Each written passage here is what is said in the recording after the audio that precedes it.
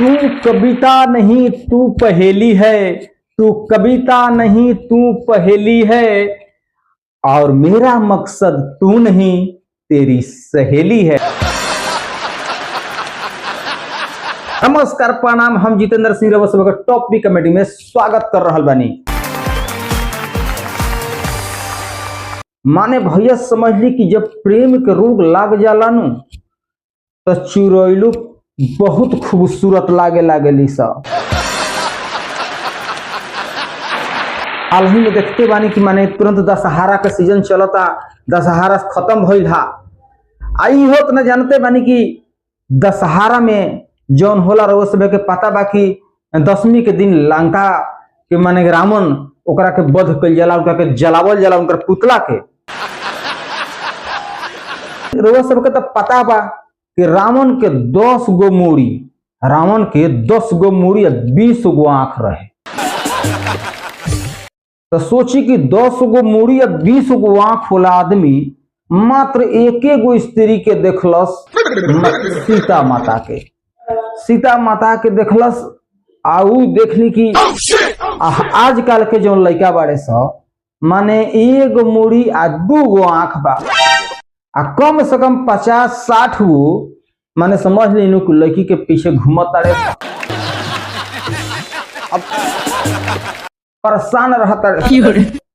तो अब ई रउआ सभे बताई कि वास्तविक में रावण के बा, माने वास्तविक में रावण के बा, माने कि रावण जौन की वास्तविक माने सही में रावण रहे कि आजकल के लड़का जौन की बारे से आज के रावण के बा, रउआ सब जरूर बताई जा।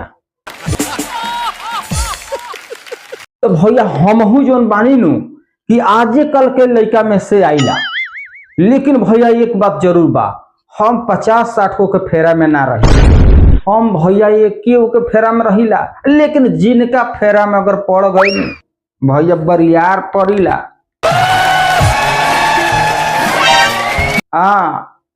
ऐसा ही समझनी कि काल गईनी मार्केट, जब बाजार गईनी कि ना, बाजार गईनी किनत रही सब्जी किने में माने नजर पड़ गई लोगों बहुत खूबसूरत माने लड़की रहे। तब तक नजर पड़ल, देखते रह गईनी, माने देखते रह गईनी, इतना माने खूबसूरत रहे। इतना देखनी हो भाव में देखनी, तब तक लोग हमारा के देख लेलस। अब देख लेलस, आइल धीरे धीरे माने हमरा नजदीक आइल। आवते आवते पहले खटाक से ना पहले इतना भाव में 2 चटकन लग गई। हाँ लगैलस कि ना, तब कहते कि सुन देखत रहे तो देख, अखिया से देख, मुहावा फाड़ के न, मुहावा तक कम से कम बंद कर ले। अब देखी बात याद पड़ गई, दशहरा खत्म हो गई। और दशहरा जैसे ही खत्म होखेला लगातार हमने की पर्व त्योहार चालू हो जाला। अभी देखी दीपावली आई, छठ आई, यही बीच में फिर करवा चौथ आ जाला। देखी करवा चौथ से बात एगो याद पड़ गई। करवा चौथ एगो पर्व बना दिहल गई, माने मर्द के मुंह देख के माने पानी पिए। अब मर्द जात जौन बाणे 365 दिन मेहरारू के मुंह देख खाते रहे तो कुछो ना बनावल गई, लेकिन मेहरारू एक दिन मुंह देख के पानी पी लेती है तो पर्व त्योहार बना दिहल गई।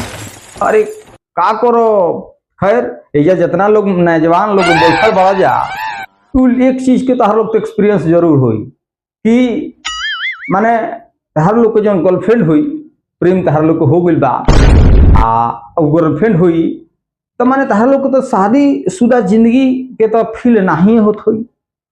लेकिन तहारा माने का बताई, अगर उहे ब्रेकअप हो जाई तो भैया तलाक भइला से कम माने कि तहार लोग फीलिंग ना आवत हुई।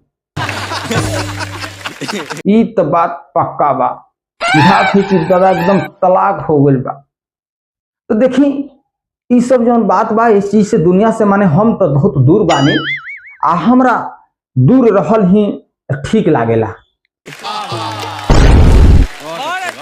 काहे कि भैया देखी शादीशुदा जिंदगी जोन बा माने सुखी संपन्न रखे के बा और खुश रहे के बा, तब भैया ये चीज तरह दूर रहे के पड़ी। तो दूरी रहे के पड़ी है, दूरी यही से बानी आ दूरी की का कहीं माने मजबूरी भी बा। काले एगो माने हमरा सासू माँ फोन कैली, जब फोन कैली तो कहली कि दामाद जी रुआ कैसन बानी, हाल समाचार कुछ ठीक बानू। हम कहनी कि हाँ सब बढ़िया बा, रउआ सुनाई, रउआ घरे कुल माने कुशल मंगल माने सुख शांति घर में बानू। कहे कि रउआ तो सारा आफत हमरा गले मर देले बानी। हाँ तो भैया तहर लोग के बतानी कि जे शादीशुदा तू लोग मर्द बड़ा भैया माने आपन आपन पत्नी से जे भी भैया डेरात होई तो समझ ल कि सीधे भैया तहरा मरला के बाद स्वर्ग होई। हाँ अगर जे अपन पत्नी के डरवा के रखत होई तो भैया जीते जी यही जे स्वर्ग मिल जाई। हाँ फिलहाल भैया हमरा तो मजबूरी बा, हमरा तो माने इतना औकात नहीं नु कि हम मेहरारू के डरवा के रखी, का करब। चली खैर, लेकिन एक बात जरूर कहब कि हमरा बर्तन धोला से एक चीज के हमरा फायदा भइल। भैया एक दिन बर्तन धोत रही काल तो बोले हमारा पड़ोसन माने अली तो देखली हमरा बर्तन धोवत, तब कहली कि बताई और मरद कितना निक माने कितना अच्छा बड़न कि बर्तन सर्तन सब धो दे तरन, खाना पीना भी बना दे तरन। ऐ काश ऐसने हम माने इहे हमारा अगर मरद रहतन तो कितना निक रही। तब भैया वो घड़ी तो बड़ा हमरा माने अच्छा फील भइल माने कहीं मत। लेकिन भैया मेहरारू सांझ के हमरा कहलस कि ये काम बा, काल से तारा बर्तन नहीं खेद होए के। अने काहे कि तू पड़ोसन के भी ठीक लागे लागल बड़ा, आज के बाद तू बर्तन ना धोब। तो भैया ये इतना फायदा माने हमरा भय। अच्छा भैया माने सारा शादीशुदा मर्द लोग के एगो चीज के माने का बताई माने मजबूरी बा कि उनकरा घर में अगर सालाग आ गई तो भैया जान बूझ के उनकरा प्यार दिखावे के पड़ेला। हाँ मजबूरी में अगर उनकरा घरे साली आ गई तो भैया मजबूरी में उनकरा प्यार छुपावे के पड़ेला। हाँ खैर ये तो चलत रही। देखिए अब ही फिलहाल जो बा अफवाह बड़ी चल रहल बा माने ड्रोन चोर माने ड्रोन जोन बा ड्रोन चोर माने चलत रही सब बड़ी अफवाह बा। कहा कि काल एगो दादी मिलली हमरा गली में, कहली कि ये बबुआ है ने सुना सुना, अरे बबुआ बताओ हो ड्रोनवा चोरवा जोन बड़े सो कैसन होखेले सो। सुना तानी के ड्रोन से आके माने सब सामान देख ले तारे सो, चुरा ले तारे सो। तो हम कहनी कि दादी ड्रोन चोर कौन बा, ड्रोन से चोरी उरी कुछो नहीं हो, सब अफवाह बा। तो ना ये बबुआ बताओ ड्रोनवा पो कैसे बैठ के आवेला सो माने कैसे सब देख ले तारे सो। सुना तानी कि कदो ड्रोन से घर में घुस जा तारे सो, कदो लॉकरो जवन बड़ो करो माने भीतरी कौन सामान बा उहो देख ले तारे सो। ये बबुआ ये बतावा कि कटका चका ड्रोनवा होखेला। अरे तो अब कहनी कि दादी एकरा खातिर डराए के जरूरत नहीं खे, माने ड्रोन जौन होखेला बड़का चूकी ना होखे, वो बहुत छोटा चीज हो और ऊपर आदमी बैठ ना सकेला, बैठे वाला ना हो। ओकरा में एगो छोटहन कैमरा लागो रहेला और कैमरा के खाली देखल जा सकता, ऊपर आदमी ना बैठेला। ये सब अफवाह बा, ये सब अफवाह से न निखे डराए के जरूरत। तब दादी कहताड़ी कि ना ए बबुआ हमरा जतना बबुआ डर कोरोना से ना लागत रहे ओकरो से ज्यादा ही हमार ड्रोनवा से डर लागता।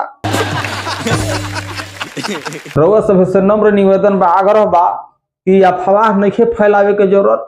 अपन माता बहन भाई बंधु के मने परेशान करे के आवश्यकता नहीं है, तो परेशान मत करिए, अफवाह मत फैलाई जा। रउआ सब से नंबर निवेदन बा, ई वीडियो रउआ सब के कैसन लागल कमेंट करके जरूर बताइए। अगर अच्छा लागल होके तो लाइक कर दीजिए, शेयर कर दीजिए, और चैनल पर रउआ सब अगर नया हो तो चैनल के सब्सक्राइब कर लीजिए। तब तक जय हिंद।